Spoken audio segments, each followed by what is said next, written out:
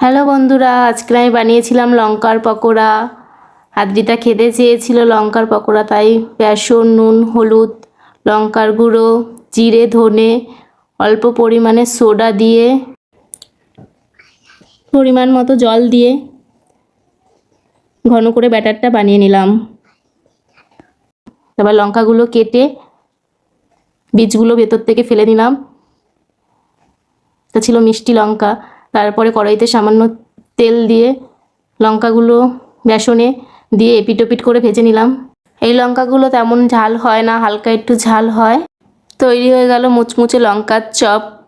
Ready হয়ে গেল লঙ্কার পকোড়ার রেসিপি, মিষ্টি লঙ্কা রেসিপি। বাঙালিদের তো মুড়ি চানাচুর ছাড়া এগুলো অসম্পূর্ণ। আদ্রিতাই বলুক কেমন হয়েছে। আইদা মা, আজকে মা তোমার জন্য কি বানিয়েছে? লঙ্কার চপ। ওই লঙ্কার চপটা দেখাও বন্ধুদের। মা আমার জন্য লঙ্কার চপ বানিয়েছে। তোমরা খাবে তো চলে আসো। তোমরা যাবে চলে আসো।